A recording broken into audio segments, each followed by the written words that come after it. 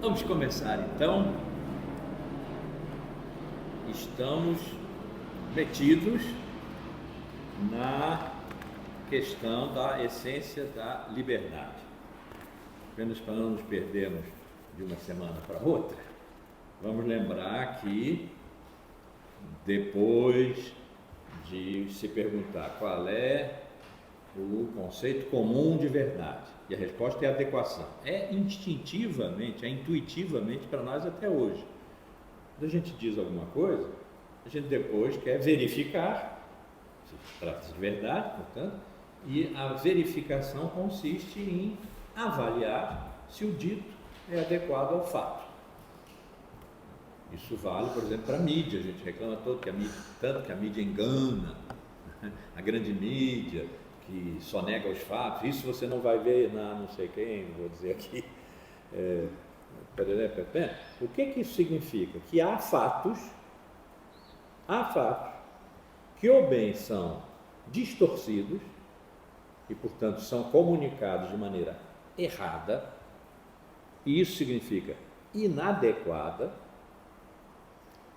ou há fatos que são omitidos. A omissão é uma adequação negativa, é uma inadequação, né? Não em exercício, não em ato, mas em omissão. Então, para nós, instintivamente, por isso é que ele chama de o conceito corrente de verdade, verdade é adequação. Essa ideia foi formulada por Aristóteles, no século IV a.C. Foi mais bem apresentada pelos medievais, e é por isso que Heidegger começou a análise pelos medievais, porque há Deus, que não havia no pensamento de Aristóteles. Havia Deus, não era o Criador de todas as coisas. Sendo o Criador, naturalmente, ele cria as coisas adequadas. Ele não cria o homem de tal maneira que não possa chegar às coisas e conhecer sua verdade, porque é disso que se trata quando Deus, que é a verdade e que é sumo intelecto, cria o homem à sua imagem. E cria as coisas segundo a sua ideia, que eu chamo sempre o pequeno platonismo de Aristóteles, segundo a sua ideia das coisas, de modo que ao criá-las, está nelas a ideia do Criador, que é a essência das coisas. Simplificadamente, é isso. De modo que adequar é quase que só uma questão de método. Não é tão simples assim. Mas, dado o Criador, as criaturas são adequadas umas às outras. Só procurar o modo da adequação, que não é igual em todos os casos. Então, a adequação é mais bem apresentada na Idade Média, depois Heidegger volta ao IV século a.C., quando Aristóteles formulou as condições da adequação, que, não havendo Deus, não são óbvias. Então, pensando no pensamento grego, que tratava dos entes, então já em pleno vigor da metafísica, e ele diz, e isto é a metafísica, tanto a filosofia platônica, aristotélica, não o pensamento originário de Heráclito, Parmênides, Anaximandro, esses que ele chama os pensadores originários, na metafísica, mas na metafísica raiz, não é no que se fez depois com ela, não é na vulgata da metafísica, é na metafísica como Aristóteles a elaborou, muito a sério. E ali trata-se da totalidade dos entes. Na definição do que é a metafísica, no segundo livro da metafísica, primeiro é a primeira história da filosofia com que nós fomos brindados.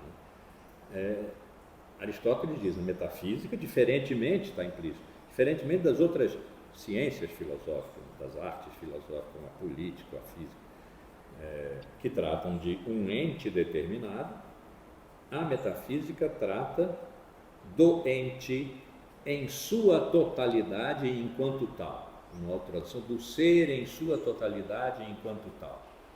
Quase que se equivalem as duas traduções, porque quando, a partir de Platão e Aristóteles, se diz ser, está se falando dos entes. Ou bem este, e aí nós estamos mais afastados da questão do ser, como ela foi originalmente colocada, ou da totalidade dos entes, de tudo que há. Mas de tudo que há enquanto algo, mais algo, mais algo, mais algo, entes, portanto. Daí a totalidade dos entes, que é o mundo. É o mundo. Que se põe diante de nós, que queremos conhecer a sua verdade e dizer essa verdade adequadamente. Então diz Aristóteles, a coisa precede, quer dizer, primeiro os entes, e o enunciado que nós produzimos é uma interpretação das coisas.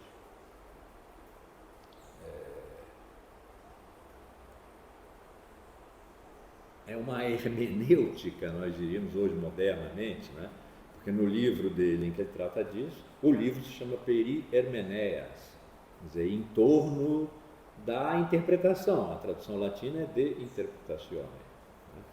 Nós interpretamos, nós não recebemos a essência dos entes tais quais são de graça, é trabalho.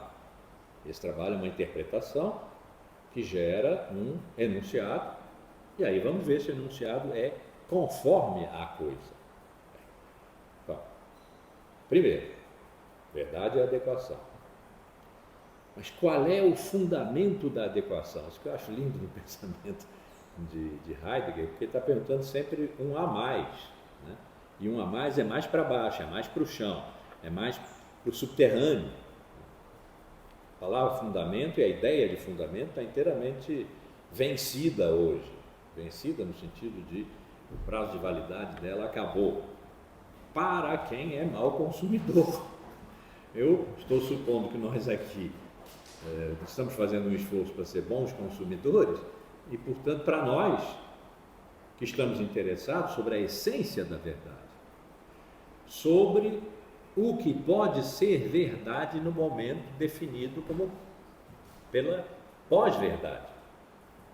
Porque um momento definido pela pós-verdade, vou repetir, os fatos objetivos valem menos do que as opiniões e crenças. Isso seria uma regressão aos sofistas do século V. Né? Não é, porque não é fácil assim, a história não anda para trás, mas bem, seria.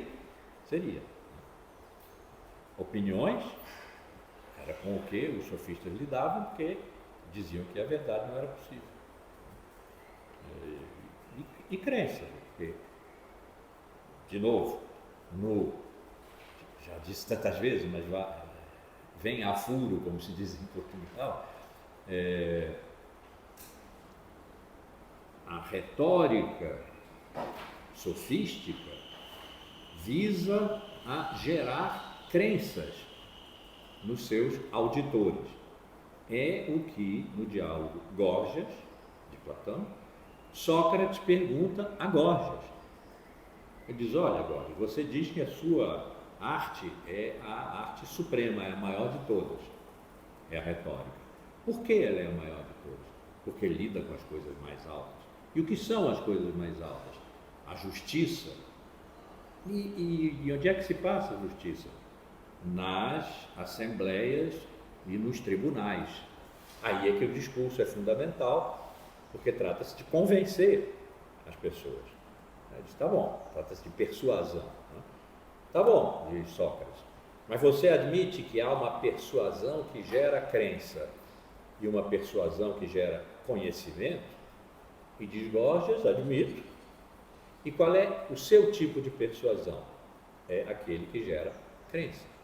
E por quê? Porque a verdade não existe, então não pode gerar conhecimento. Ele é um sofista, Gorgias, né?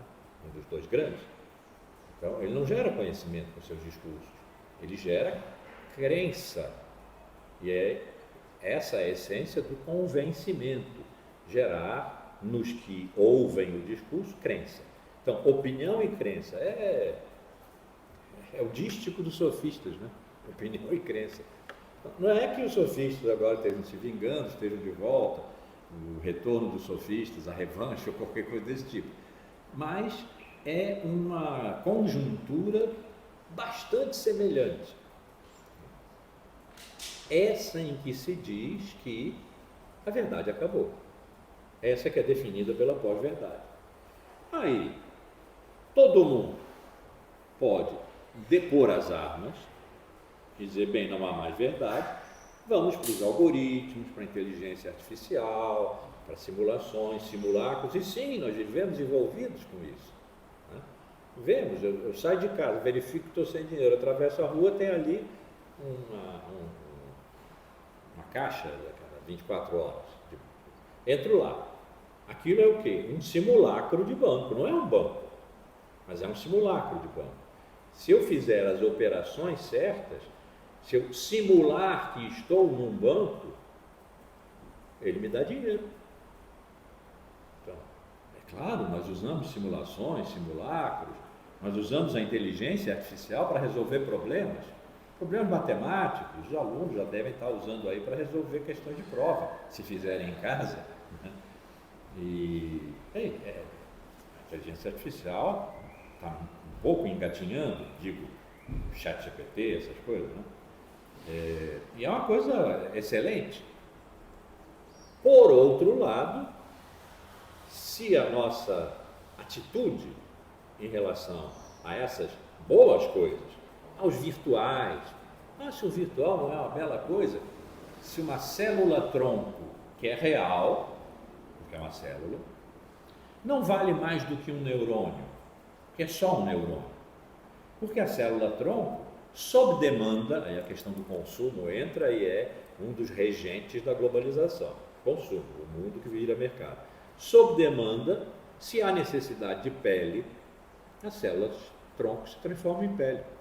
Desaparecem como realidade célula-tronco, mas aparecem como realidade pele, realidade neurônio, se for isso o necessário, realidade células epiteliais, se o sujeito for muito chegado aos corpos, se tiver com cirrose, aparece e é real.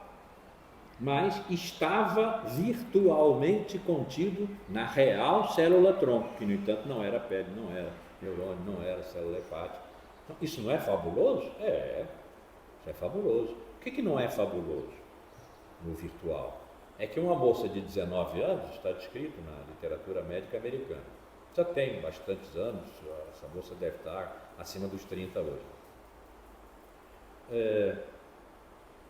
Supôs, teve medo de que lá pela menopausa desenvolvesse câncer de mama. Ela não tinha câncer nenhum, tinha mama. E o que ela fez? O futuro é um tempo virtual, é um tempo ainda não, a gente pode até dizer, é um não tempo, porque ele pode não vir, tudo pode acabar antes, essa moça podia morrer antes de chegar à menopausa. Mas ela fez do futuro, que é um tempo virtual, um tempo real, porque ele veio a ter efeito sobre o presente, como se o futuro pudesse ser causa do presente, que é todo o contrário do que nós aprendemos quando aprendemos história. E o que ela fez? 2 mastectomias. Ela não vai ter câncer de mama, nem mamas. Isso não é bom. Isso não é bom. A grande crise do subprime nos Estados Unidos, o que foi? Foi o resultado de convencerem o governo, convencer as pessoas a fazerem uma segunda, uma terceira hipoteca, a comprarem uma nova casa. E as pessoas diziam, mas eu não tenho dinheiro para pagar isso. Não se preocupe, porque isso vai virar um papel que vai circular nas bolsas e gerar riqueza. E aconteceu, foram 10 anos de céu de brigadeiro, né? Até a hora de cobrar, que era uma dívida. E aí o sujeito disse, mas eu não posso pagar, eu avisei que não podia pagar. O banco agora que se vire. E o banco estava assegurado pela AIG, alemã, que é a maior seguradora do mundo. Só que a AIG estava assegurando papéis podres dos bancos, que os bancos estavam, por sua vez, emitindo porque estavam sendo autorizados a toque de caixa por aquelas agências de risco. E pronto, estava tudo bem enquanto funcionasse. Economia virtual. Economia virtual. Aquela riqueza era virtual, girava porque as bolsas estavam sempre abertas, porque o mundo, afinal, é redondo. Então, quando fechava em Tóquio, eu abria em Nova York, eu abria em São Paulo, o antípoda dos Estados Unidos é a China. Então, quando fechasse em Hong Kong, abria em Nova York, estava sempre girando, né? Girando virtualmente. Quando caiu sobre a economia real, foi uma quebradeira que podia ter acabado com a economia mundial. Não sei se vocês viram o filme, se não viram, eu recomendo. Too Big to Fail. Não sei como é a tradução em português. Grande demais para quebrar. Que eram os grandes bancos americanos, alguns dos quais, apesar de grandes, quebraram nesse momento. E aí tem uma conversa, que parece que foi real, entre o secretário do Tesouro americano e o presidente do Banco Central, que era um estudioso do craque da Bolsa de 29. Então a conversa era uma sexta-feira e o secretário disse, bom, na segunda-feira nós vamos ter que resolver isso. Ele disse, não, você não entendeu. Na segunda-feira o sistema não existe mais. Então essa crise foi real, decorrente de uma economia virtual que quebrou realmente. Então esses jogos, né, entre real e virtual, etc., os virtuais são ótimos, até que não sejam, né? Mas, no que eles têm de ótimos, ótimo. No que as simulações e simulacros têm de bom, que economizam um montão de tempo na nossa vida. Hoje a gente compra tudo na internet e vai bater na nossa casa, compra no virtual e recebe no real, né? É excelente. Muito bem, vivamos com isso. O que não é bom é nós nos convencermos de que realmente hoje os fatos objetivos valem menos do que as opiniões e crenças e que, portanto, a busca da verdade, que é também a busca do sentido da realidade, porque a verdade é o sentido da realidade, então real e verdade, a busca da verdade, subsume o real, tem que cessar agora. Tem que cessar agora. Não faz mais sentido. Seria uma coisa assim, um pouco delirante, né? Por que vamos buscar a verdade se verdade não há mais? Seria o que um sofista diria para um filósofo, que por acaso fosse seu contemporâneo. Aliás, Sócrates foi contemporâneo dos sofistas. Ele os venceu em Platão. Mas eu imagino o que os sofistas devem ter dito entre eles lá, coitado desse Sócrates, procurando a verdade. Nós estamos num momento desse e eu sei na pele que quando fico falando da verdade, outro dia não, já tem um tempo, se fosse outro dia eu até entendia melhor, mas foi um tempo em que nem se falava de pós-verdade. Alguém muito próximo, e teoricamente muito próximo, não era um filósofo, me perguntou por que você insiste tanto na verdade, como se fosse uma espécie de idiosincrasia minha, um cacoete, uma mania. Eu insisto na verdade porque é a questão. Nós não dispomos mais daquela compreensão pré-socrática de ser como a condição de todas as coisas, ser composto, se pode dizer assim, é fraco, da força cósmica de dispersão, de multiplicação, a que eles chamaram physis, conjugada com, no mesmo lugar, a força cósmica de atração, de guarida, de conservação, sístole e diástole, como eu digo sempre. O coração está vivo enquanto há sístole e diástole, vai e vem, physis logos, né? Se parar num deles, morre. Então, é dessa experiência, que não foi uma teoria, dessa experiência de Heráclito, Parmênides, Anaximandro e outros pré-socráticos, nós não dispomos mais, mas queremos chegar lá, e Heidegger nos ajudou muito a chegar lá, interpretando. Portanto, os pré-socráticos hoje são os meus, são os pré-socráticos de Heidegger, que eu aprendi em Heidegger e em Carneiro Leão, meu mestre, que foi aluno de Heidegger. Os pré-socráticos mesmo foram banidos por Aristóteles no século IV. Nós não temos mais os livros deles, mas indiretamente, eu já falei disso aqui também. Então nós não dispomos mais, mas eu estou trabalhando muito e há muito tempo para eles retornarem de um modo um pouco oblíquo, mas retornar. E casarem com os cosmólogos, esses pré-socráticos eram chamados de físicos, que lidavam com a physis. E casarem com os cosmólogos, um laço matrimonial apertado por Aristóteles, que colocou a questão da verdade em cena. Bom, mas por enquanto não dispomos mais dos pré-socráticos. Mas a questão da verdade foi a questão da filosofia o tempo todo, enquanto houve filosofia. Da verdade do ser, da verdade da natureza, da verdade de Deus, da verdade do conhecimento que o sujeito tem, da verdade do ser, estou falando dos grandes metafísicos, Platão, Aristóteles e suas derivações, suas escolas. Da verdade da natureza, estou falando das chamadas escolas menores, como deviam ser chamadas menores. Os estoicos, epicuristas, mesmo os céticos. Da verdade de Deus, 13 séculos de filosofia e teologia cristã. Da verdade do conhecimento que o sujeito é capaz de engendrar. É o moderno, começa com Descartes, vai até Kant, final do século XVIII. Da verdade da história, foi o século XIX. E aí no século XX nós começamos a bambear e no final do século os pós-modernos disseram, não tem verdade, não tem fundamento. Sujeito de conhecimento, de consciência, não tem mais.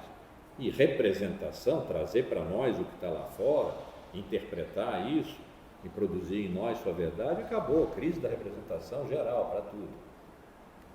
E a noção de pós-verdade é uma extensão transformada, porque é muito mais radical, desse empreendimento das décadas de 80, 90 do século passado, dos pós-modernos.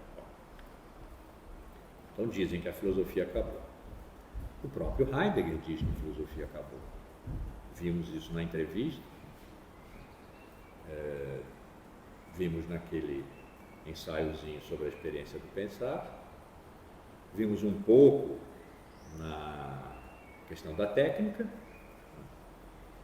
mas na entrevista ele diz que a filosofia acabou, está substituída pela cibernética, mas existe um outro pensar que pode estar a caminho ou não. Hoje não tem ninguém capaz dele, mas eu acredito que esteja em caminho, ele. Acredito que esteja em caminho, e eu acredito nele. Significa, não estou convencido, vai ser um choque existencial brutal, no dia em que eu me convencer de que a filosofia acabou e que, portanto, a questão da verdade não pode mais ser formulada, porque é a questão da minha vida inteira. Inteira mesmo. Dos 12 aos 77 anos, dá quanto? 65? 65 anos.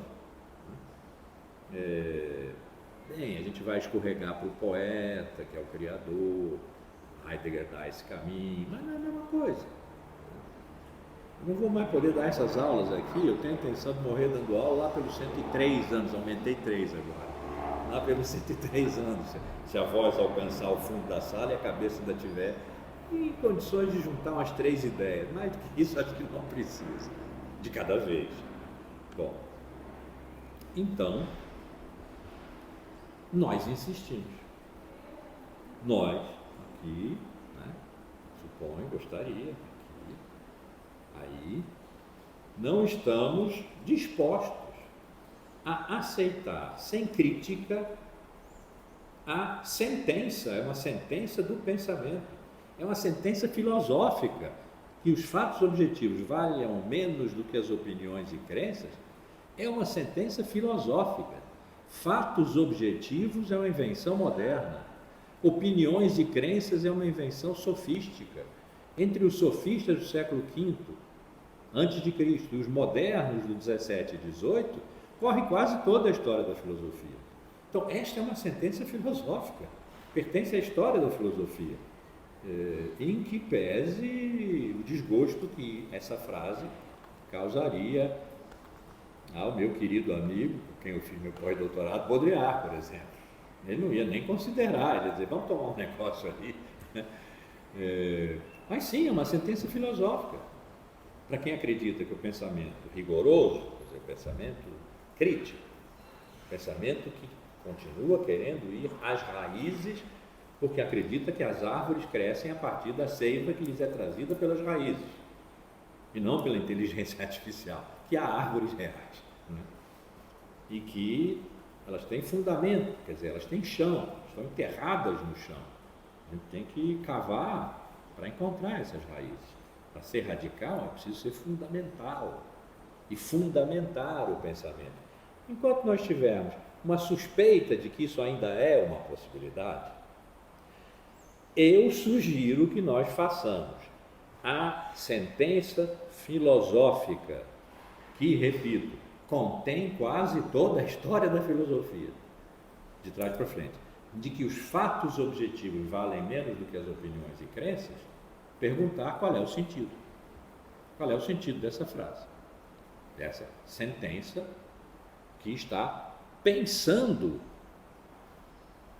o que ela pensa estar fazendo é excluir o pensamento que pensa. O que não é só conhecimento ou informação. Nós vivemos na época da informação.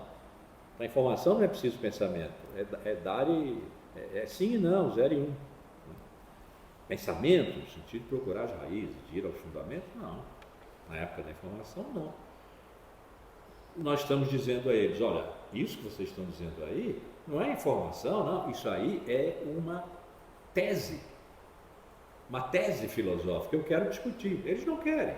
Tá bom, eu simulo que eles estão ali presentes e vamos discutir. E por isso estamos aqui perguntando a Heidegger qual é a essência da verdade. Porque ele começa nos medievais para esclarecer os gregos e vem vindo, procurando cada vez mais profundamente o fundamento do que anteriormente ele estava dizendo dentro da história da filosofia. O que ele estava dizendo? Que verdade é adequação. Foi dito por Aristóteles, pelos gregos, portanto. Foi dito de uma forma um pouco modificada, porque haver Deus e criação é uma grande diferença, né? Nos medievais, ele está pensando nessa duração, que é longa, mas vamos chegar ao moderno, vamos chegar à nossa atualidade, em que a potência do falso está presente. O que era o falso antes, quando verdade era adequação? Era a inadequação. O inadequado é falso e, portanto, tem que ser excluído, jogado fora, na lata de lixo filosófica. Porque o que não é adequação não tem nada a ver, não tem parte com a verdade, que é quase uma frase bíblica, né? Não tem parte com a verdade. Heidegger vai nos dizer que não. Só falta dizer, na nossa época, mas ele morreu em 76. Se ele estivesse vivo hoje, ele poderia acrescentar isso. Na nossa época de pós-verdade, o falso, o erro, fazem parte da verdade. Nós vamos chegar lá. Então, ele está tecendo ponto a ponto. É adequação? E o que é adequação? É concordância. E qual é o fundamento da concordância? O que torna uma concordância possível? A concordância sendo o movimento segundo o qual a totalidade dos entes se põe no aberto, quer dizer, sai da retração em ser só essa coisa aqui, ou essa, e aparece como tudo que há. Aparece para quem é capaz de ver, o filósofo, o poeta, o artista em geral, talvez. Né? Então, a totalidade dos entes se põe no aberto, sai da retração no mundo de ser isso, aquilo, aquela outra coisa que é pobre. Se põe no aberto. E o homem pode não ir. Se vai, é porque dispôs-se a um comportamento, o comportamento é ir nessa direção, e recolher essa abertura num enunciado, que apresenta, o enunciado é apresentativo, apresenta a totalidade dos entes que se deram a ele, que foi lá buscar, né, no aberto, se deram a ele. Ele apresenta isso no enunciado. O enunciado, o homem, né, o enunciado não produz a verdade. Ele está nesse momento em que, de certa forma, contraem-se a visibilidade aberta da totalidade dos entes, de tudo que há, com a disponibilidade, a vontade de ir nessa direção, que é um comportamento humano. E aí o enunciado se formula. Isso é comportamento, né? É comportamento, não é conhecimento teórico, conceitual, é comportamento. É desse comportamento que o enunciado decorre.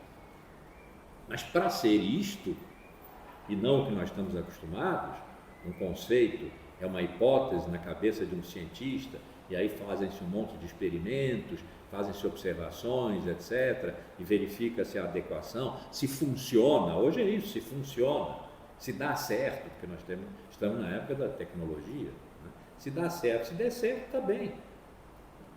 Não se precisa, a rigor, saber se é verdade o conceito. Basta saber, não é pouco, que ele permite explicar um conjunto de coisas que antes não eram explicadas por outros conceitos. Isso é bom, porque funciona melhor. Não era isso, está Heidegger dizendo, não foi isso que Aristóteles pensou. A pergunta aqui é, e Aristóteles pensou isso mesmo? Heidegger tem razão? Não sabemos. Porque o Aristóteles que nós temos é o Aristóteles cristão. Faz-se muito esforço para voltar a pensar os gregos em grego, gregamente, ontologicamente. Nós ainda os recebemos da Idade Média, pelo neoplatonismo, pelo aristotélico tomismo. Você pode fechar a porta, por favor? Mas estamos fazendo um grande esforço para grecizar os gregos. Então vamos supor, um dia nós encontramos lá Aristóteles e vamos ver, Aristóteles mesmo, né? E vamos verificar se o que Heidegger disse de Aristóteles faz sentido. Eu intuo que faz muito sentido. Heidegger não é um qualquer. Eu tenho essa frase, eu sei que ela foi dita por alguém, igual a Aristóteles na história da filosofia, igual a Heidegger na história da filosofia, só há Aristóteles. Pedi a Ana que fizesse uma pesquisa sobre isso, ela achou, mas não confiou. Achou que era papo furado, mas vai continuar procurando, porque essa frase é fabulosa, se tivesse sido dita mesmo. Tem dois, então, né? Então, a probabilidade de Heidegger estar batendo direitinho em Aristóteles, né, existe. Então, pergunta a ele, o que Aristóteles estaria querendo dizer? Aristóteles não sou eu, não é Heidegger.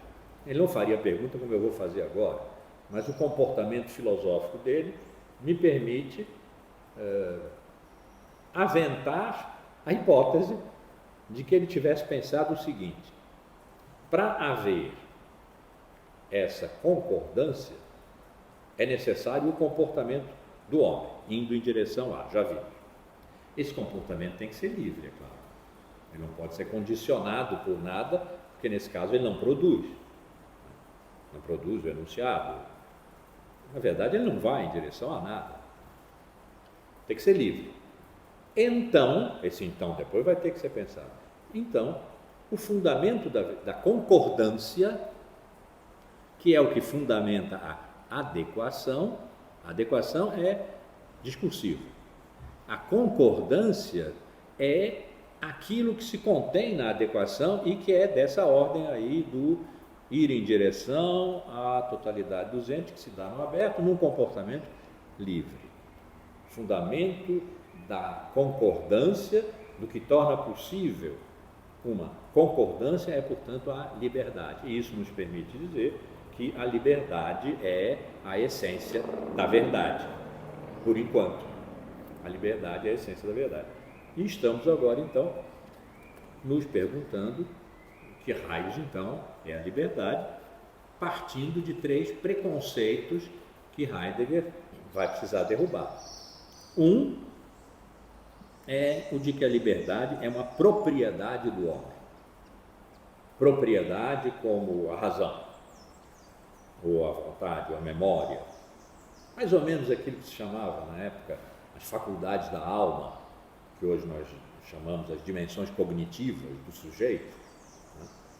A razão é uma propriedade do homem, propriedade no sentido de que o homem tem e os animais não têm. A mortalidade é uma propriedade do homem, no sentido de que, embora os animais a tenham, os deuses não a têm. Os deuses são racionais como os homens, os animais são irracionais.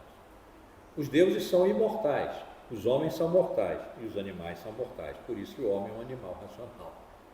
Isso é Aristóteles, uma decorrência bastante lógica. Então, racionalidade, mortalidade, para só ficar nesse exemplo agora que eu dei, homem, animais e Deus, né? Há outras propriedades. São propriedades do homem, ok, são mesmo. E não são dos animais e não são dos deuses, algumas delas. A liberdade não. A liberdade rege o comportamento. E o comportamento é variável segundo o modo de se darem todos os entes, de se dar a totalidade dos entes no aberto, ou a totalidade dos entes se refluir para um ente, outro ente, outro ente. Como eu disse há pouco, este aqui, que vamos então investigar, descobrir sua essência. Isso é um piloto, portanto sua essência é a pilotidade, a essência disso aqui é a relogidade, a essência de onde está pendurada é a bracidade. Bom, os entes estão agora então refluídos para si mesmos, para a sua identidade. Questão fundamental da filosofia, identidade e diferença, sem dúvida, é importante. Mas quando a totalidade dos entes se dá, se apresenta, quando a intuição da totalidade, seja filosófica, poética, religiosa, por que não? Quando a intuição da totalidade se dá, o homem pode ir ou não ir, pode ou não se comportar como aquele que deseja essa totalidade, quer ir na sua direção, para trazer dela num enunciado que a mostra alguma coisa, de que depois sairá a verdade.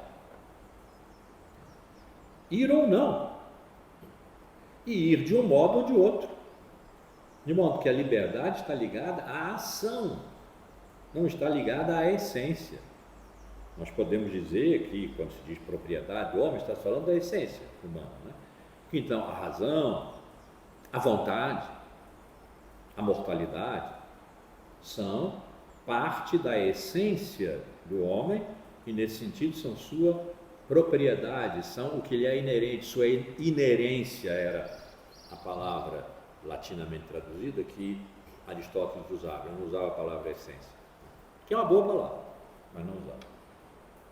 Então não, a liberdade não é uma propriedade do homem, isso é um preconceito, precisa ser pensado. O segundo é, a essência da liberdade não exige um exame mais detido, na verdade nem o admite, porque nós sabemos o que é liberdade. Liberdade é o contrário do constrangimento, do estar preso. Liberdade é o estar solto. Não temos que nos perguntar o que é a liberdade. Como assim o que é a liberdade? Mas isso é um preconceito, já é um preconceito um pouco mais difícil. Por que não perguntaríamos sobre a essência da liberdade? É bom, porque todo mundo sabe. Diz aqui, a essência da liberdade não exige um exame mais detido, porque todo mundo sabe, pois é a propriedade do homem. Nós humanos temos essa propriedade, então sabemos o que ela é. E o terceiro, todo mundo sabe o que é o homem.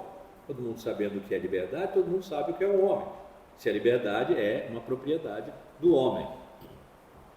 Heidegger diz, esses 3 aqui são preconceitos. A gente não vai saber o que é liberdade e muito menos o que é liberdade tal que se possa formular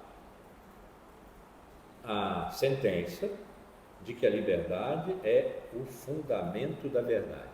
É, portanto, a essência da verdade. Depois de passarmos por aquilo tudo, adequação, concordância, fundamento da concordância, liberdade. Ele disse, não é isso. E aí, acho que 2 aulas anteriores, a aula de 25, a aula de 2, nas 3 aulas anteriores, a aula de 9, né, nós andamos aqui nos perguntando o que é a essência da liberdade. Precisamos disso, porque se a liberdade é a essência da verdade, nós temos que combater aqueles 3 preconceitos para chegarmos à compreensão de qual é a essência da verdade, da liberdade, para então entendermos o que é a essência da verdade. Nessa hora vamos ter que perguntar por outra coisa, qual é o fundamento da essência da verdade, que afinal de contas é o título da conferência. Então, no caminho, Heidegger pôs a estrutura do homem. Estamos falando aqui o tempo inteiro do comportamento do homem, o comportamento livre que vai na direção da totalidade dos entes. Não é uma banalidade, porque, de fato, os entes se apresentam assim. É assim que nós os encaramos diariamente. Eu tenho aqui diante de mim uma tela pela qual estou falando com o William, com a Márcia, com o Celso Japiaçu, com o Celso, com a Marcela, com a Camila. Tenho aqui uma sala com a qual eu estou falando com a Arlete, com a Ana, né? E vou estar falando um dia aí por uma câmera que eu tenho diante de mim e que está registrando o que alguém verá. Então, essa câmera é um ente, essa tela é outro ente, vocês que estão presentes na tela são cada um ente, vocês são diferentes entre si. E aqui presentes, primeiro, esse espaço é um ente, essas carteiras, essa mesa são entes diferentes. E a Arlete e a Ana, embora sejam ambas mulheres, o que será parte da sua essência, são entes diferentes, são mulheres diferentes. São pessoas diferentes, né? Etc. Os entes se apresentam assim. Quando se tem a intuição da sua totalidade, e isso os pré-socráticos devem ter tido, um dia nós vamos ver, devem ter tido a intuição da totalidade, portanto de serem todas as coisas igualmente, porque tudo é. Quando há essa intuição, nós vamos na direção da totalidade.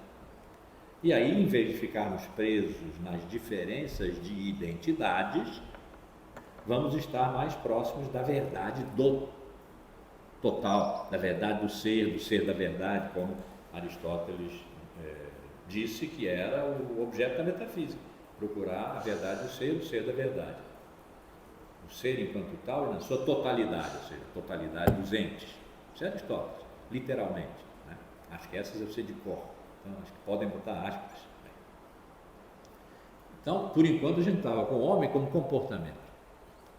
Comportamento livre que vai na direção da totalidade dos entes, que o homem que teve esse comportamento, porque podia não ter, intuiu a totalidade. Ninguém vê a totalidade. A totalidade não é uma coisa, né? Intuiu que os entes se reúnem numa totalidade. O mundo, a natureza, o cosmos, o que for. Foi nessa direção. Então é preciso a gente pensar um pouco no homem. E aí ele apresentou aquela sua noção do homem como o que permanentemente é o homem.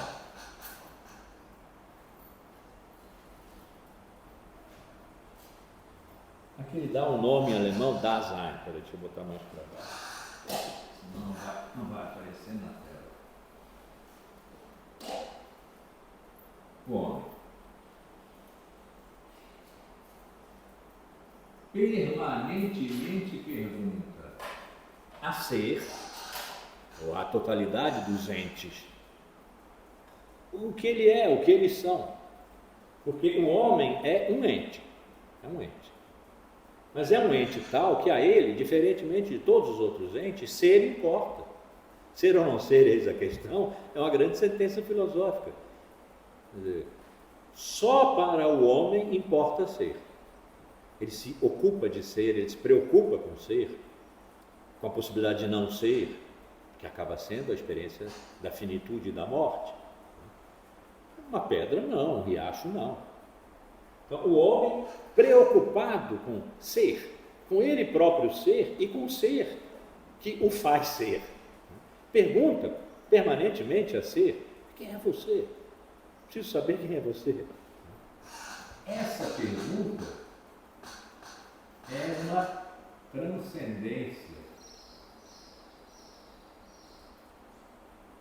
no sentido de que o homem se puxa para acima de si mesmo. Transcendência aqui não é Deus, não, é o movimento que o homem faz para ser mais do que si mesmo.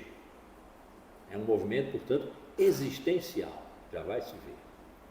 E nesse movimento o que ele pretende é penetrar no sentido de ser, que é a verdade. A verdade, o sentido, é aquilo que o homem quer quando pergunta a ser: quem é você?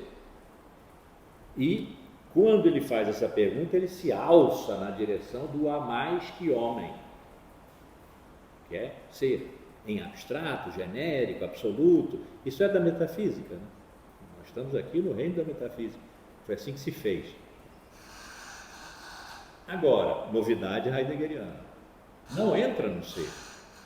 O homem nunca sabe o que é, porque o que é ser é condição de tudo ser, não é nenhuma coisa, não é um algo, não é algo nenhum, é nada, né? Mas o homem não sabe disso. Então pergunta: o que é você? Como se pergunta a um objeto, a esse, por exemplo, e não tem resposta. Ou melhor, quando tem, se engana com elas. O que significa isso? Significa que ele insiste,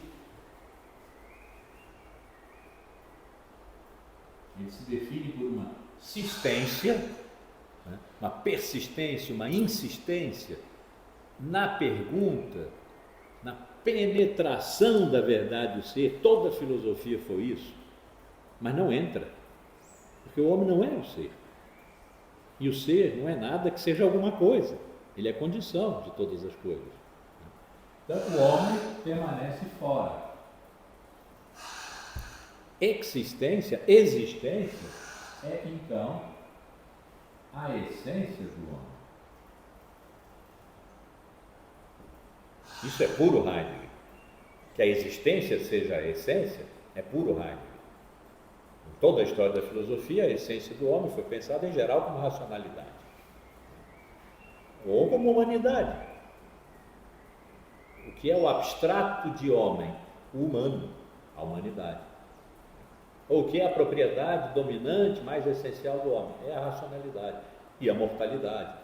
Foi por aí. Heidegger está dizendo: não, a essência do homem é a existência. E a existência é a insistência em ser. É a insistência na verdade, que o homem não possui. Então, Heidegger aqui, quem quiser dar um print agora na tela, porque isso vai aparecer, vocês estão vendo, eu vou cobrir.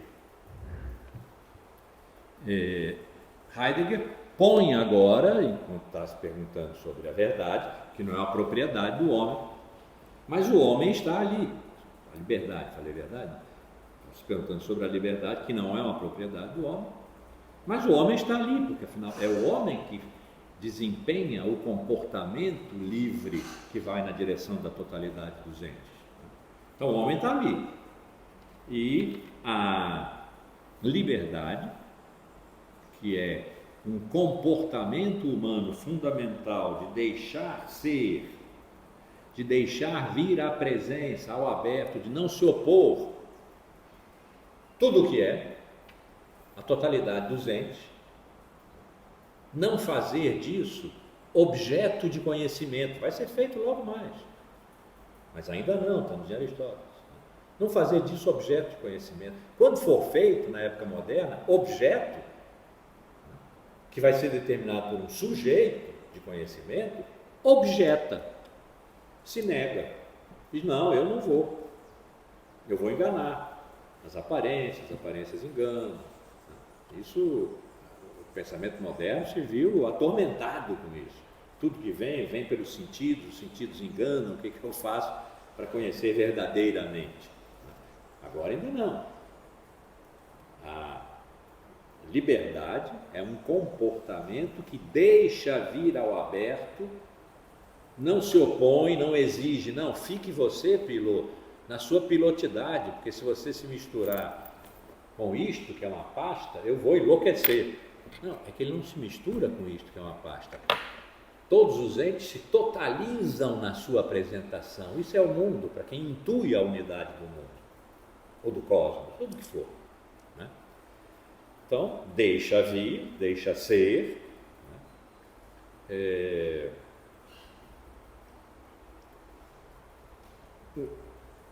A liberdade, é preciso que a liberdade comunique ao homem para levá-lo livremente ao comportamento que vai na direção da totalidade do ente que se dá no aberto. É preciso que a liberdade tenha comunicado ao homem como um dom. A liberdade dá ao homem aqui, ao existente, aquele que está permanentemente preocupado com ser.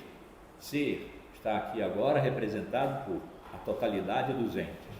E preocupado com ser porque quer a verdade. Porque quer a verdade. Estamos falando de verdade aqui. Porque quer a verdade. Então isso passa pelo homem, não é uma propriedade do homem, mas passa pelo homem. Então é preciso que a liberdade tenha comunicado ao homem como dom, sem o que não há o comportamento.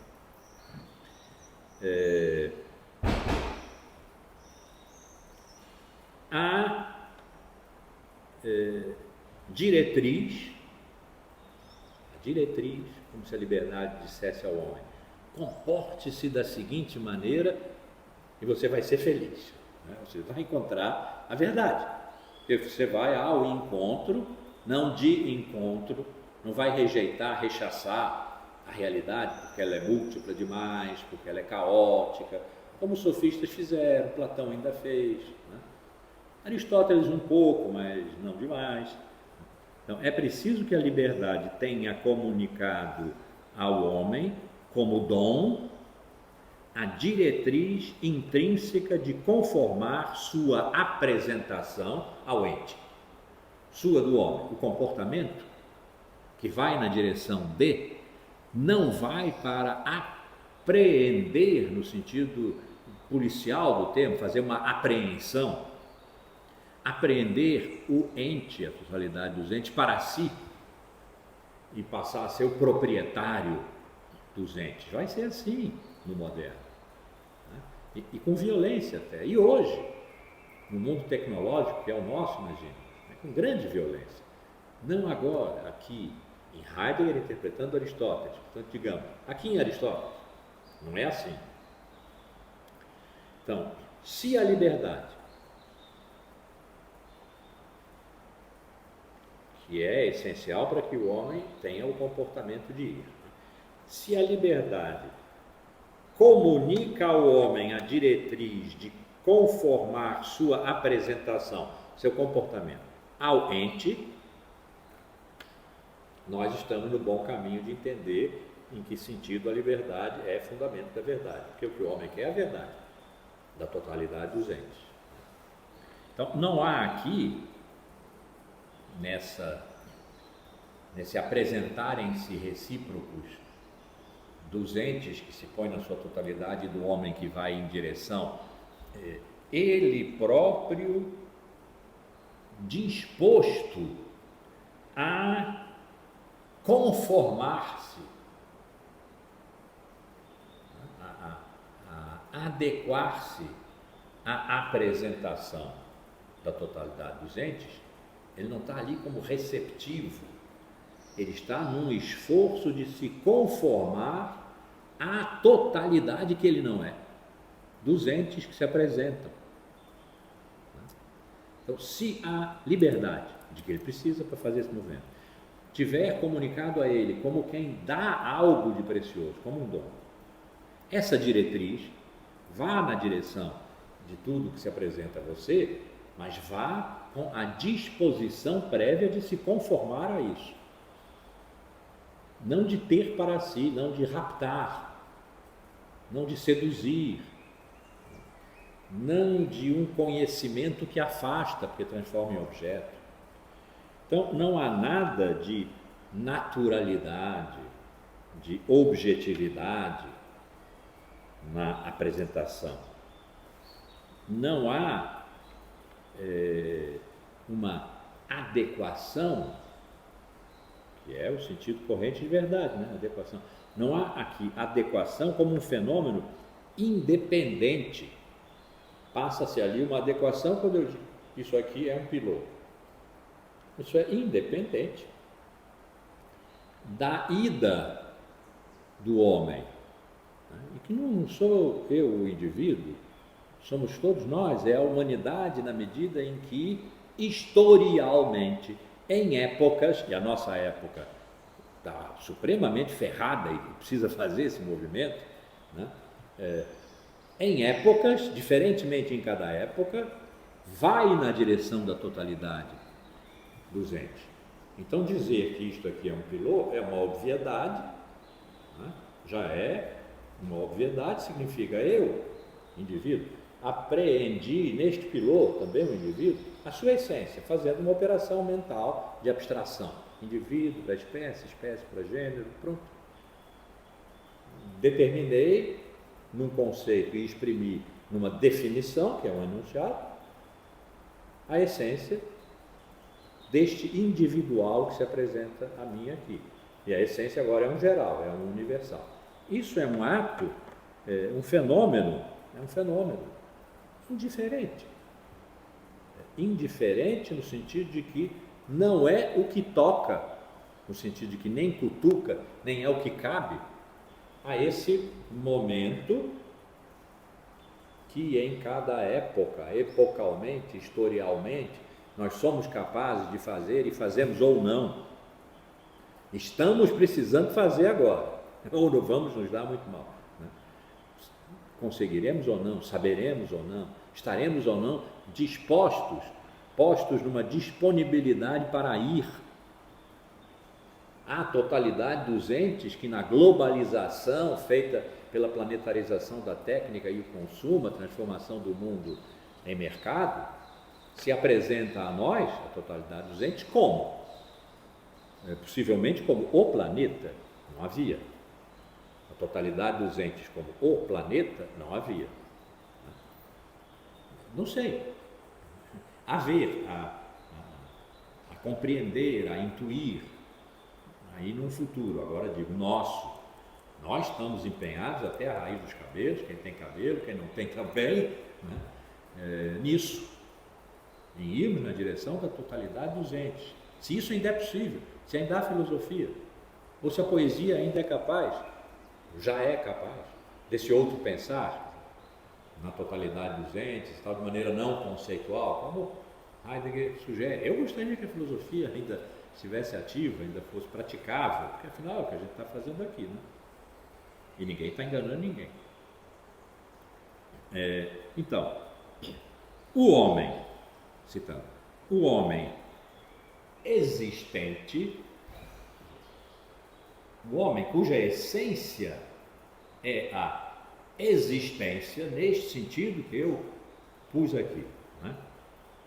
Significa agora a história das possibilidades essenciais da humanidade histórica, os fatos, as coisas que aconteceram, a cronologia, causa e efeito temporal, vou repetir. O homem existente significa agora a história das possibilidades essenciais da humanidade histórica, é organizada para ela a história da humanidade no desvelamento do ente em totalidade.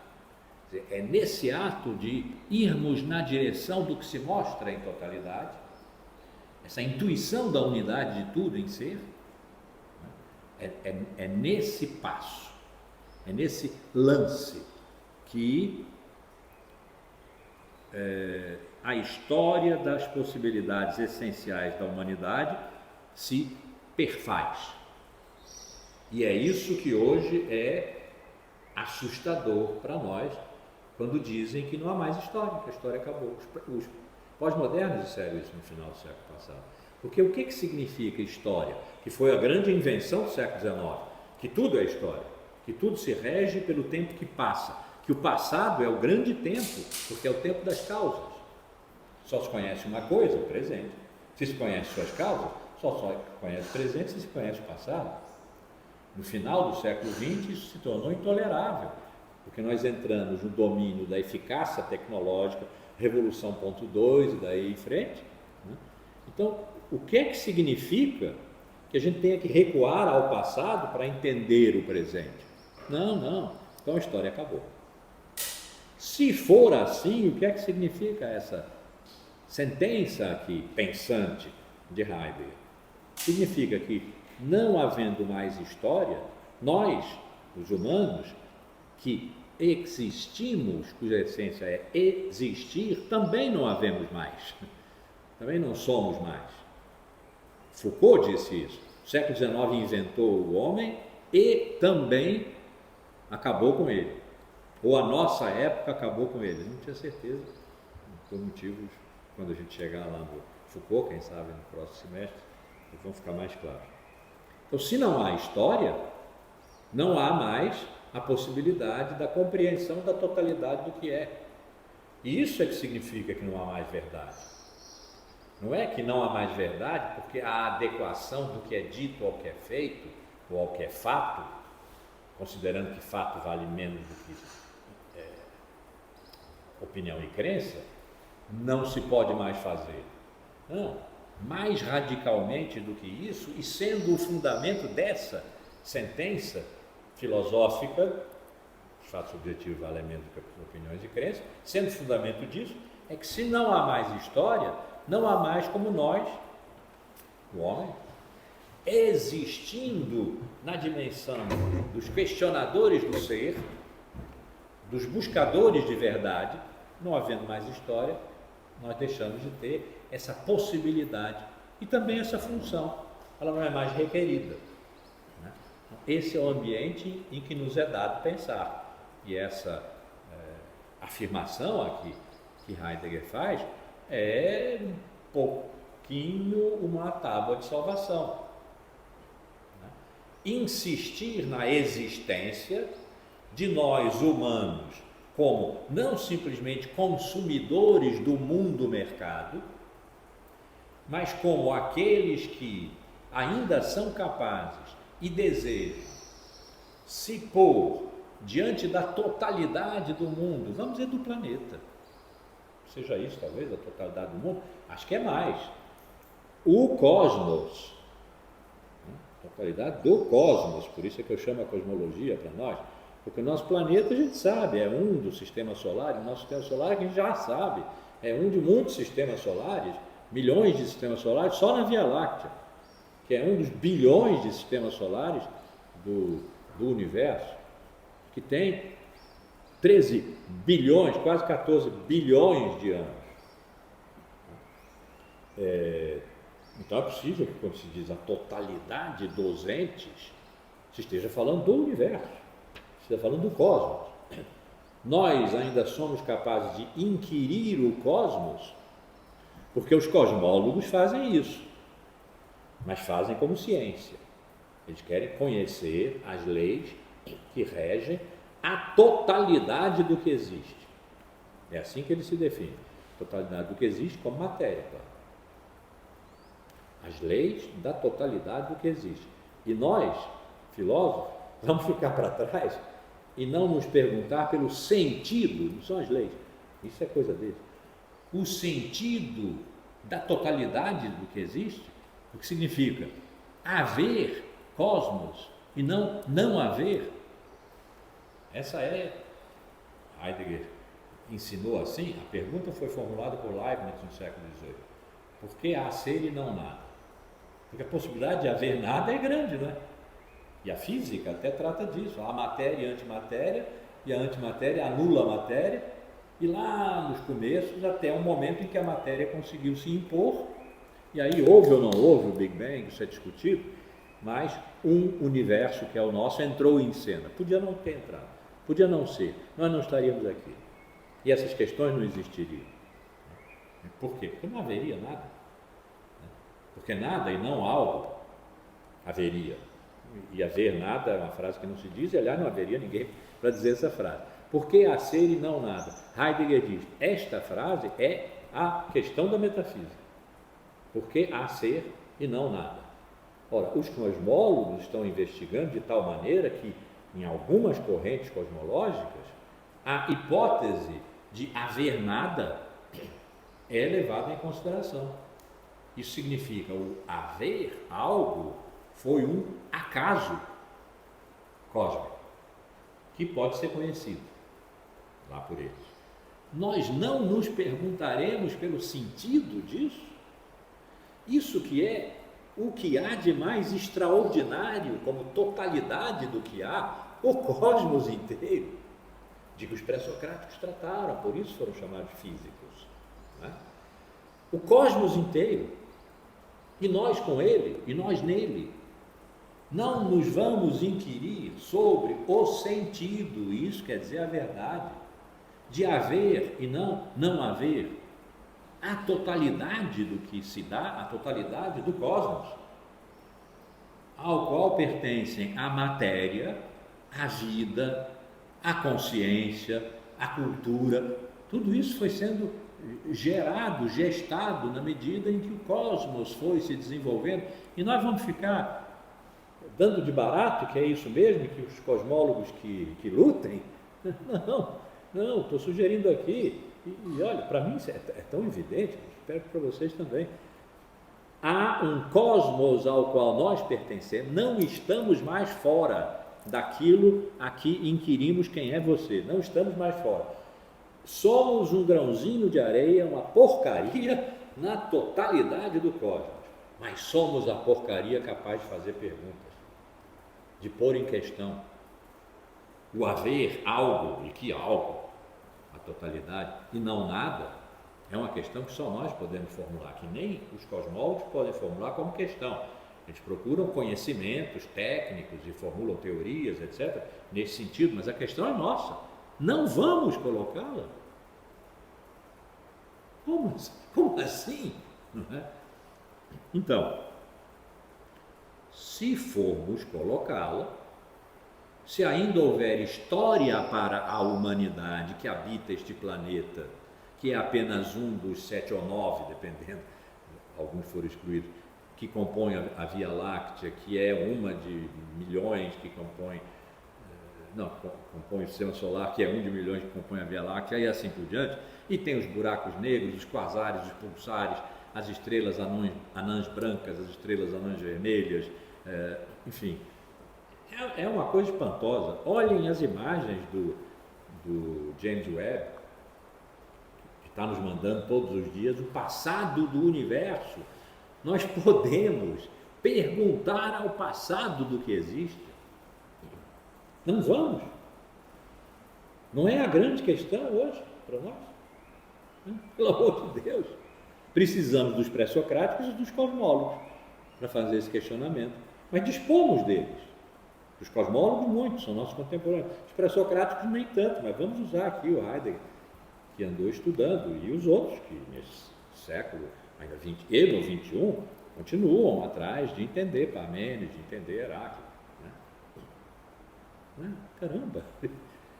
Bom, repito, o homem existente significa agora a história das possibilidades essenciais da humanidade histórica é organizada para eles, história, pelo desvelamento do ente em totalidade. o desvelamento do ente em totalidade. Essa palavra desvelamento vai ser essencial para Heidegger entender a verdade.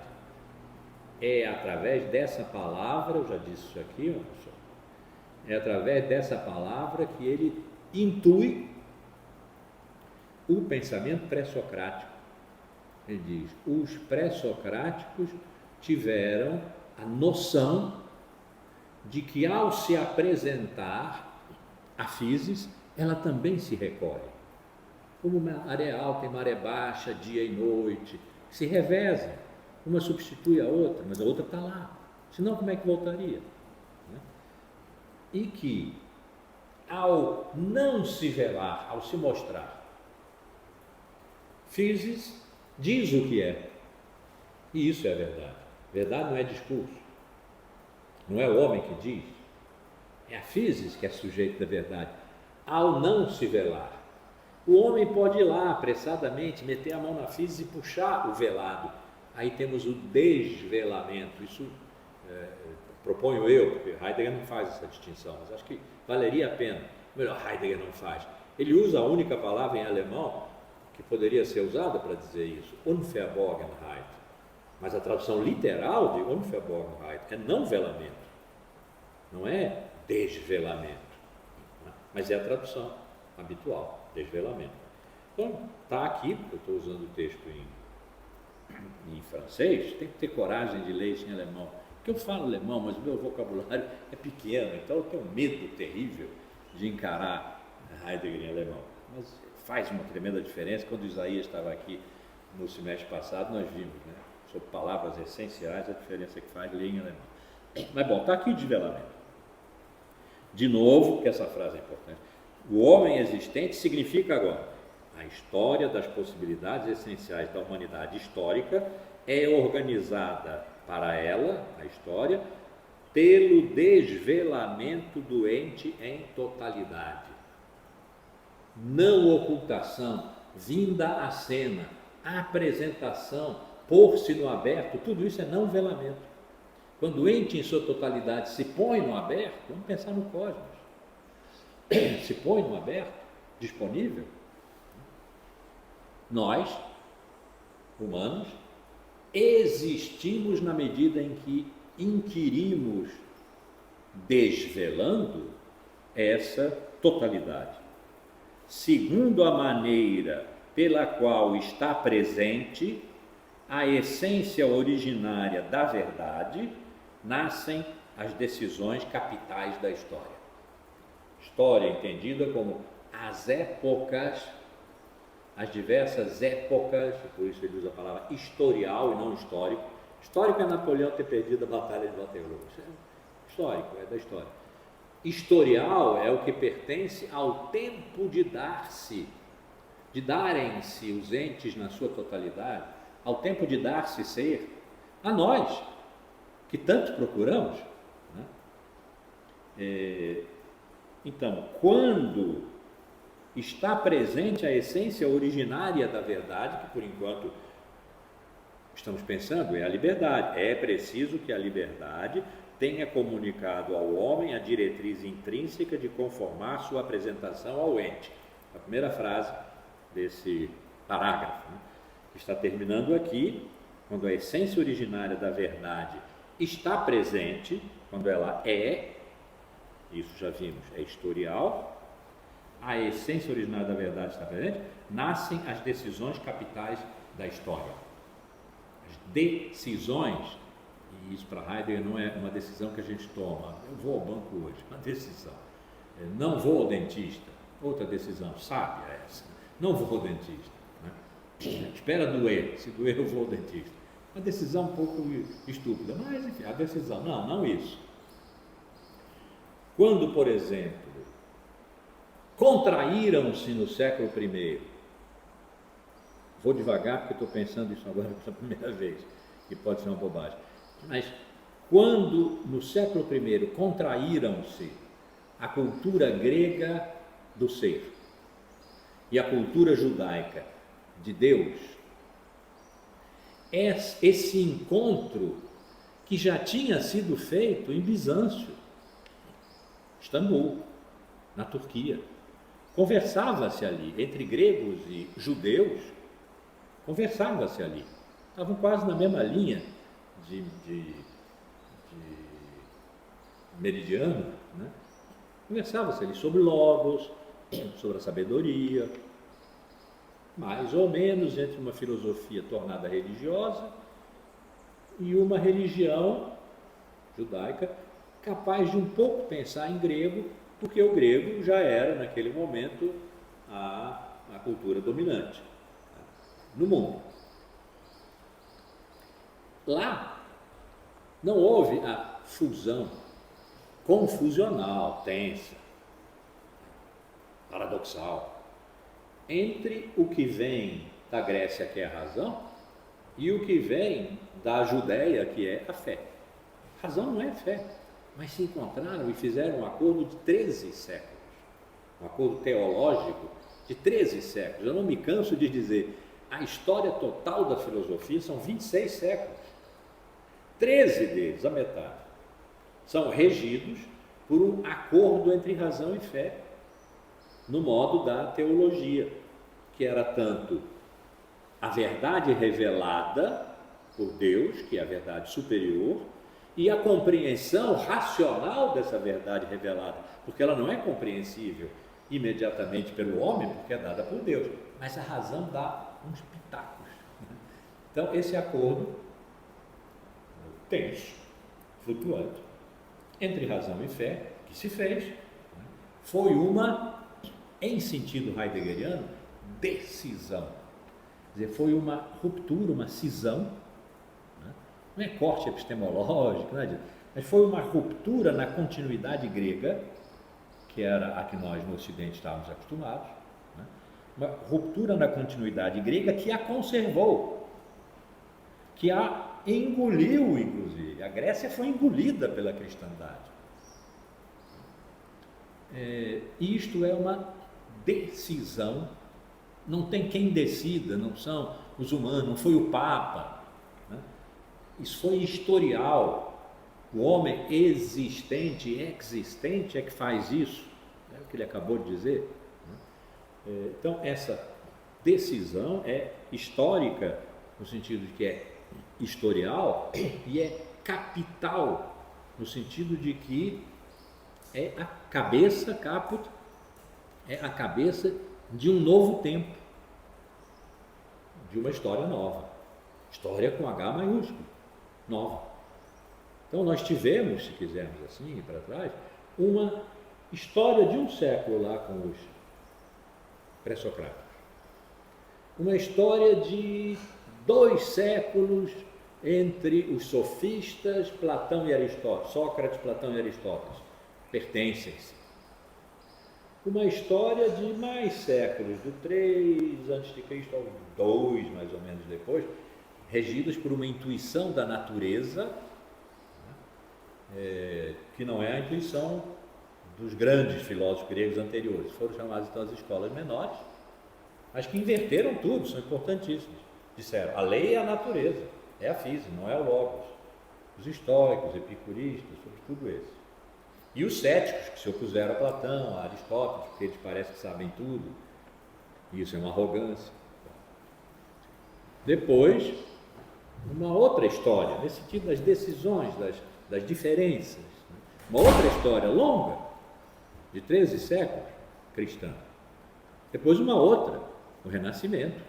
É toda uma história, no sentido de que é uma tentativa de recuperar uma história perdida, anterior à Idade Média, eles que chamaram de Idade Média, porque seria uma idade que fica entre um momento glorioso e um outro momento que eles estavam agora tentando fundar, eles, os renascentistas, né? É uma história que está começando aí e que se desdobra talvez, ou haja uma nova decisão histórica no moderno, Descartes, os outros, em que a razão se torna autônoma, a fé é jogada fora, vai para a esfera privada, fica como um direito humano, mas não pode se exercer no espaço público, que é o da razão. Isso foi 17, 18, de repente teve uma grande ruptura no século XIX. A história entrou em cena, tudo é história, tudo é história. Não se conhece nada se não se conhecer o tempo da sua duração e a sua origem no tempo. Depois do século XX já é mais complicado, nós nascemos, os meus alunos da graduação não, nasceu todo mundo no século XXI, que eu acho um desaforo, mas nós aqui todos nascemos no século XIX, eu, o Celso, os dois Celsos, nascemos até antes da metade do século XIX, do século XX, olha só, já penso no século anterior como XIX.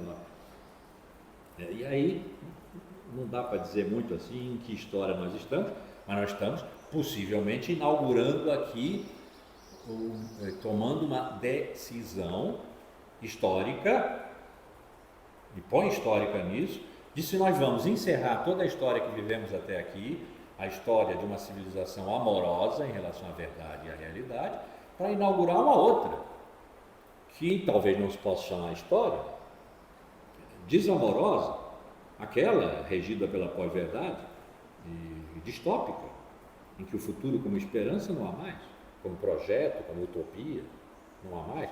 Nós estamos numa charneira, num divisor de águas historial fabuloso, em que nós somos chamados a pensar. Podemos não ter mais as condições disso, como filósofos, mas como humanos, homens, teremos nós perdido a capacidade, em geral, de qualquer modo que a exerçamos, a capacidade de nos preocuparmos com ser. Tá bom, não é ser uma abstração, um conceito, é sermos talvez nas nossas vidas comuns, fazendo comunidade. Não nos importa pensar isso, não nos importa pensar o cosmos a que nós pertencemos e que é a grande comunidade, né? É aquilo que nos põe em comum com tudo o que há. Não nos importa pensar isso? Ou perdemos as condições que tínhamos de pensar isso e vamos procurar outras então, o tal outro pensar de Heidegger? Pode ser. Mas a decisão de parar, a grande decisão então é o fim da história, mesmo. Ou a decisão de continuar com o que tivermos, sangue, suor e lágrimas, como diria o filósofo Winston Churchill, sangue, suor e lágrimas, é tudo que eu tenho para oferecer a vocês e a mim próprio, continuar inquirindo, pensando crítica e radicalmente os fundamentos do nosso momento, quer dizer, da nossa história. Bem, então, a verdade é liberdade na sua essência. Por isso, o homem histórico pode não deixar o ser, o ente no qual ele é e tal qual ele é. Não deixar vir o ente no que ele é, tal qual ele é. Pode não, porque se é de liberdade que se trata, nós, os humanos, podemos decidir que não queremos que venha a totalidade dos entes. E, no fundo, resguardado, em parte, Aristóteles. Foi o que a história da filosofia fez na mais longa duração. A metafísica que Aristóteles inventou, criou, escreveu, a metafísica pode, sem erro, é incompleto isso que eu vou dizer agora, porque tem que se perguntar qual é o fundamento disso, mas sem erro, a gente pode dizer que a metafísica foi um modo, uma decisão de não deixar vir a totalidade dos entes, de ir ente a ente. Por isso é que tem tantas disciplinas filosóficas e tantas ciências saíram da filosofia. O comportamento humano é um tipo de ente. A ética trata. O poder, a ação humana na polis é outro ente, quer dizer, outro modo de ser. Ente é participo presente de ser, né? Outro modo de ser. A política trata. Política como ciência, como arte. filosófica. Falar, argumentar, é outro tipo de ente, é o discurso. O discurso não é ação política, no sentido do poder, não é ação ética. Podem se misturar, evidentemente, mas cada um é cada qual. E a retórica trata disso. A beleza, a criação é outro tipo de ente, um dar a ver, que não é o da totalidade dos entes, é o que aparece numa imagem, num quadro, numa inscrição nas paredes, numa estátua. E a poética trata disso. E a natureza, a physis, é outro tipo de ente, em que todas as coisas materiais, ou seja, todas as coisas que possuem movimento, o que exclui Deus, e não tem nada a ver com a política, com a ética, com a retórica, com a poética. Tudo aquilo que possui movimento, foi como Aristóteles definiu a physis, a natureza, é objeto de um saber específico, desse ente e só dele, a física, que é a física, e assim em diante. Então, a metafísica, e quando Heidegger diz metafísica, ele está dizendo a totalidade da filosofia em toda a sua história. Isso quer dizer, de Aristóteles em diante até o momento que nós estamos vivendo, ou pelo menos até o momento em que Heidegger morreu, bem pessimistamente, em relação a essa história que teria acabado.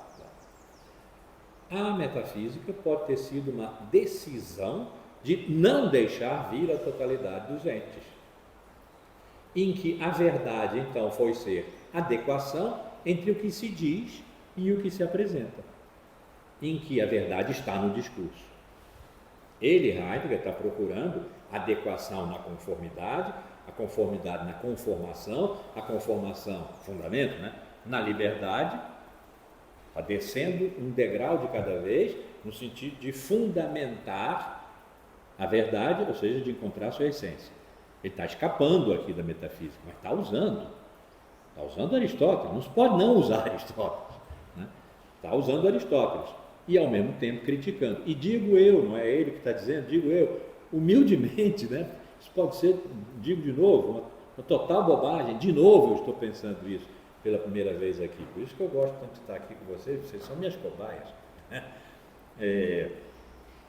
Toda a história da metafísica pode, talvez, ser compreendida como uma decisão longamente experimentada, portanto, neste sentido, uma decisão epocal longuíssima, dentro da qual cabem outras épocas, eu referi várias aqui, de não deixar vir a totalidade dos entes. E se a totalidade dos entes não vem, também o homem não vai. O comportamento livre do homem que se dispõe a ir na direção da totalidade dos entes, já com a expectativa e a vontade de se conformar a ela, e aí se encontraria então a verdade, não houve. Não houve. Na história longa da filosofia do século IV ao século, não vamos botar 21, vamos botar 19, vamos botar Nietzsche como o último filósofo. Heidegger disse isso, Nietzsche foi o último metafísico. Ele, Heidegger, era filósofo, mas ele estava além então do fim da metafísica, e por isso pôde dizer as coisas que disse. Já está tomando a metafísica como um passado seu. Vamos botar Heidegger então, pronto. Em 1976 acabou essa decisão de não deixar vir a totalidade dos entes. Pode ser isso. Isso pode ser algo que nos dê a pensar. Então, o homem histórico pode não deixar a totalidade do ente vir no que ele é e tal qual é. O ente é então travestido e deformado. Citando, a aparência, é aqui que o problema da aparência aparece, que as aparências enganam, porque a totalidade dos entes não vindo por uma decisão livre, humana, os entes que se apresentam não se apresentam na totalidade, no seu ser, né? Se apresentam como esse, como aquele, numa aparência, em aparências. E as aparências podem revelar e podem enganar. As aparências enganam, não é nada que se pudesse dizer lá nos pré-socráticos, agora pode. Então, citando, a aparência afirma o seu poder. Nesse poder surge a não essência da verdade. É na aparência que tem poder. É na aparência de ser verdade que surge a não essência da verdade. Portanto, a aparência pertence à essência da verdade como seu contrário. Não é o erro que se joga fora, porque não tem nada a ver com a verdade. Tem. É a anti-essência da verdade. Pertence a ela. Um pertencer que ainda nós vamos ter que entender, não é óbvio e não é fácil. Então, não nasce da incapacidade ou negligência do homem essa potência da aparência? Não. A não-verdade deve, ao contrário, derivar da essência da verdade. Por enquanto, a essência da verdade para nós é a liberdade. A liberdade é tudo aquilo que nós já vimos. E a liberdade implica também em o homem não deixar vir. O não deixar vir implica numa potência da aparência. A aparência que decorre do não deixar vir, onde estaria a verdade, pertence, portanto, ao haver verdade, que nós humanos não deixamos vir. Pertence no negativo à essência da verdade, que nós não deixamos vir, mas a aparência está aí. A aparência é o signo de que nós não deixamos vir a totalidade dos entes, na qual encontraríamos a verdade. Podem botar um V maiúsculo aí. Encontraríamos a verdade. Por que não encontramos? Porque decidimos não deixar vir. Mas o que ficou? Qual foi o resíduo? Qual é o signo de não termos deixado vir? A aparência. A aparência tem poder. E tem o poder de não verdade. Não é de não ser verdade. Então larga para lá. Tem o poder de não verdade. E a não verdade, citando, a não verdade deve, ao contrário, derivar da essência da verdade. Derivar por quê? Porque a verdade tem uma essência. Essa essência está na totalidade dos entes e no nosso comportamento de ir na sua direção. Se nós nos negamos a isso, a essência da verdade está oculta. E a não verdade, a aparência, deriva dessa ocultação. Nós temos que lidar com a aparência, portanto. Perfurar a aparência que é derivada da essência da verdade. A aparência, que é a não verdade, deve derivar da essência da verdade. Para chegar na essência da verdade, nós temos que perfurar a aparência. É porque a verdade e a não verdade não são indiferentes na sua essência que uma proposição verdadeira pode estar em oposição aguda à correlata proposição não verdadeira. Nós temos o hábito quase gramatical de dizer que se eu digo isto é um pilô e eu digo isto não é um pilô, essas proposições são contraditórias. E Aristóteles nos ensinou, no segundo princípio da lógica, que é o princípio de contradição, que dizer que algo que é não é, ou dizer que algo que não é uma contradição, que quebra o princípio, primeiro, de identidade, o que é e o que não é, e, portanto, uma dessas proposições está errada, é falsa e deve ser afastada.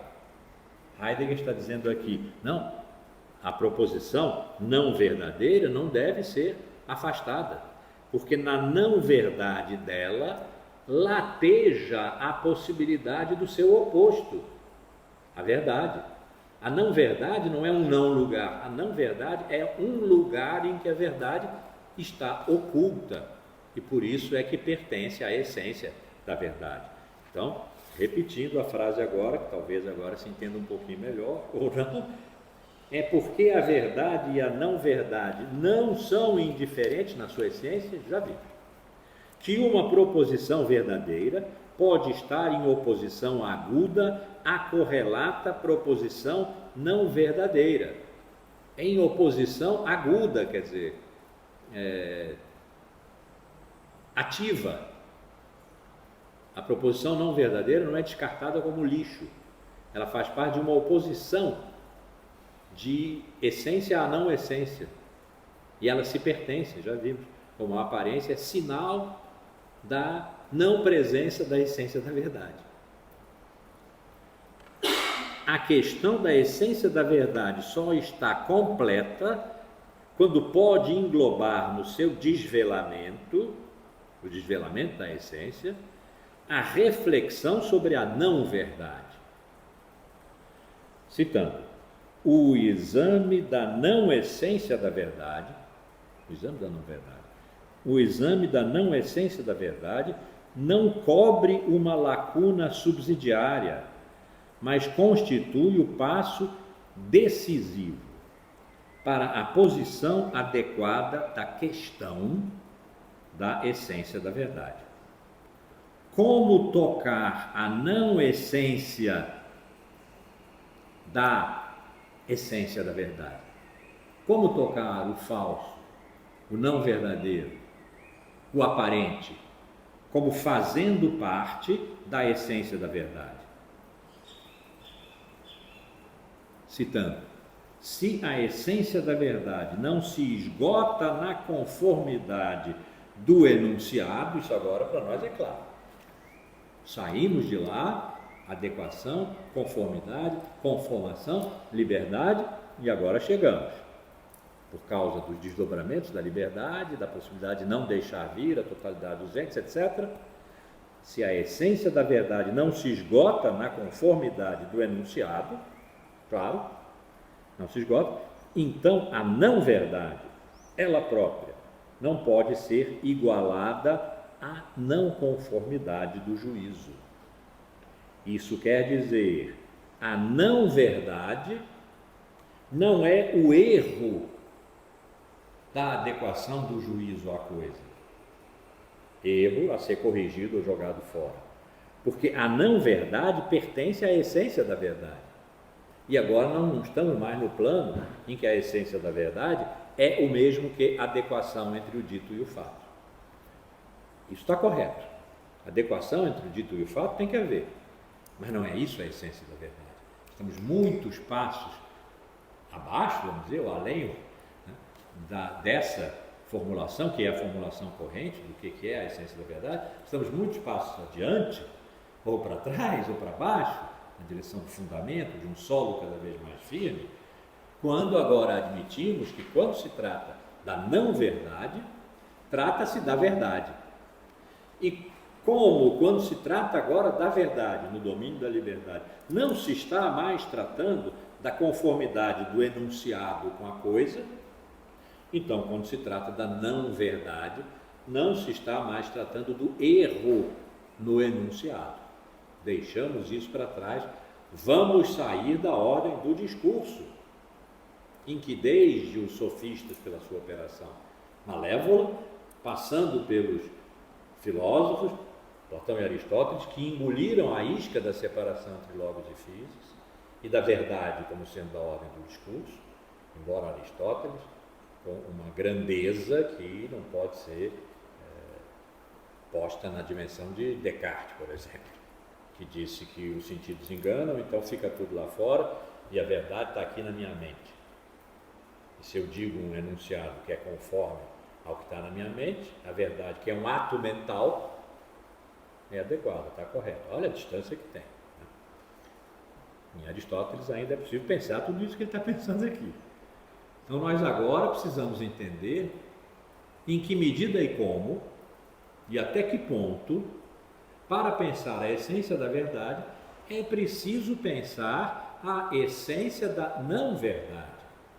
E vou dizer de novo, por que a não-verdade é tão potente? Por que a aparência, que é a forma de aparecer, né, da não-verdade, é tão potente? Porque ela indica que nós tomamos a decisão de não irmos em direção à totalidade dos entes e, portanto, de não deixarmos vir a verdade na sua essência. Tomamos essa decisão do século IV ao século XX. Né? Essa decisão não foi na cabeça de alguém, aplicada depois tecnicamente, foi a experiência de história, a experiência historial da nossa civilização quase inteira, né?